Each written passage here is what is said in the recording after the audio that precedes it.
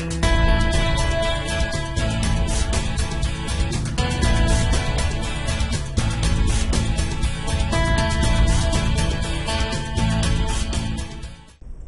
everyone, today we're going to be talking about the psoas muscle, and I'm going to show you two simple and easy ways to help restore length to the psoas muscle, which can be really helpful for any kind of back pain or a lot of back pain.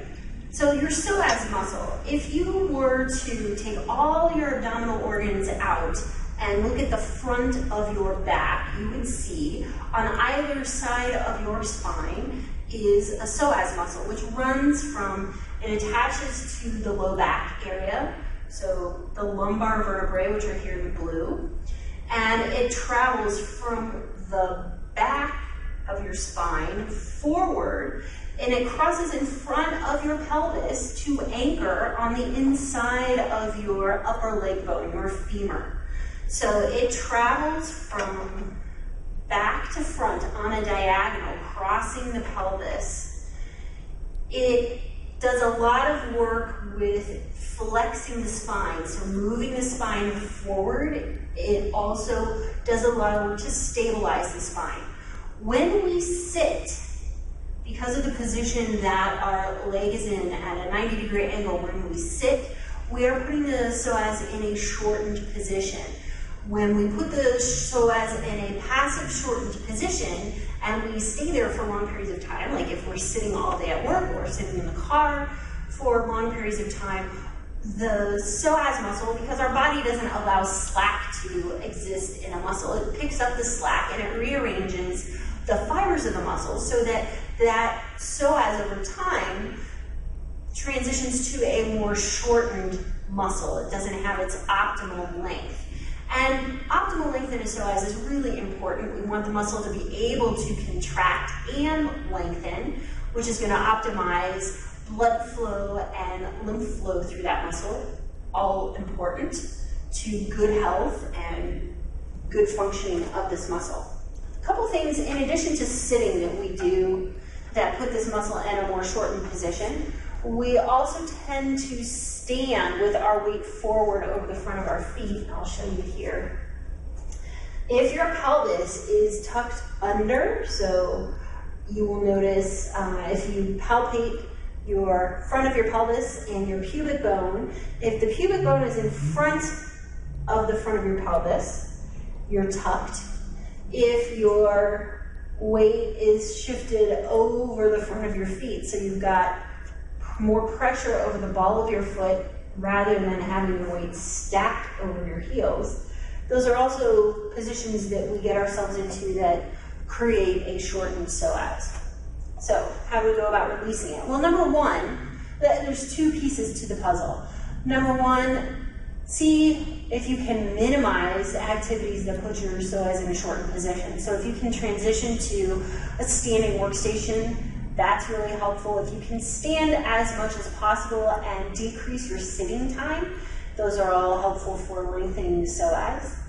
And then we have some supportive strategies as well. So the first one involves a stack of pillows. You can use cushions from the couch, you can use a stack of thick pillows and pile them up behind you. Before we get started with that though, we're gonna see where you are. What's the starting point? So we have a baseline. Go ahead and lay flat on your back, and you're just going to notice how the back of your thigh, your hamstrings, are meeting the floor. How much space is there between that?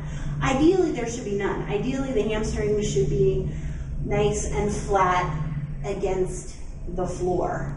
Some people, this is a really uncomfortable position, causes them some low back discomfort. That's a sign of a psoas that's shortened. Also, if you notice you can't straighten your legs all the way, that's another sign your psoas is not as lengthened as would be ideal.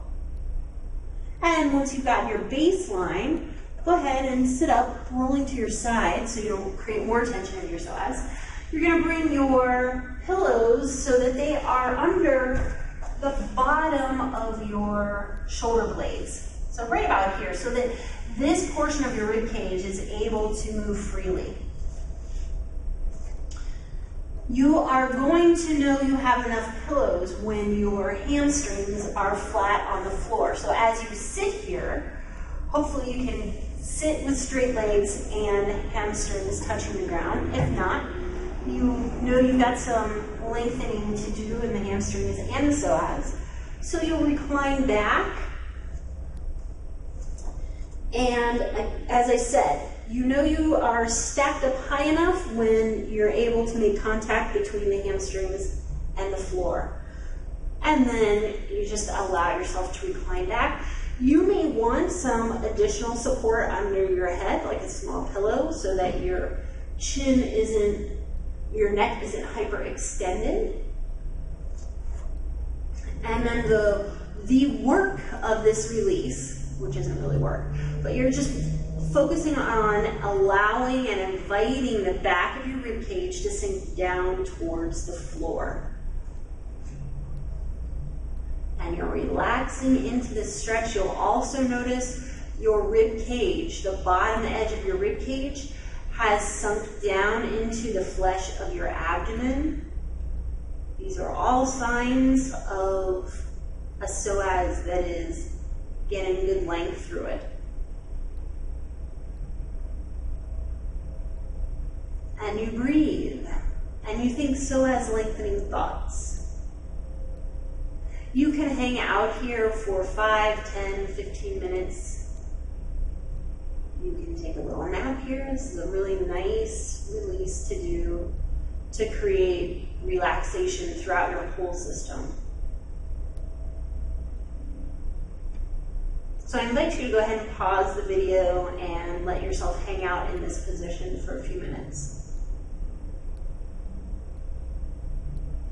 And then when you are finished, you can, again, roll to your side so that you're not asking the psoas to help lift you up. And then we're going to do the second release. You'll need a block or a thick cushion. Couch cushion would also work. And you're going to lie on your back. We'll have bent knees for this. You'll lift the hips up enough to slide your block or prop of choice under your hips. And you're going to slide them under your hips enough that it is low enough that it's below your waistband. So you want to be able to allow your pelvis to tilt back. You don't want the block to be inhibiting that movement. And then you're going to check and see where your feet are. Go ahead and extend your arms. Ideally, your fingertips should just brush the back of your heels, which is a good general reference point for whether or not your shins are straight up and down. So we want the line between the knee and the heels, the ankles, to be straight up and down. We've got vertical shins. We want the outside edge of the feet to be straight as much as possible. We want the width of the feet to match the width of the pelvis. So your knees and your pelvis should be in the same line. You can also, one of the ways we cheat this is by letting the knees drop out to the side. So keeping the knees the same width as the pelvis, keeping the outside edge of the feet straight, and keeping your shins vertical. We're now going to invite the low back area, the small of the back, to sink down towards the floor and the bottom of the ribs. So all of this area, ideally, the pelvis tips back enough to allow all of that area to make contact the longer the psoas is. And you focus on your breath. It's a nice way when we do the inhale to then invite the muscles to soften further as we exhale.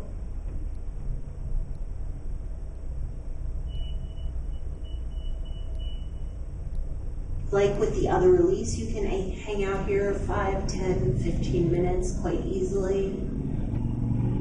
So feel free to pause the video and give yourself some extra time to do that so you can really feel the full benefit of this release.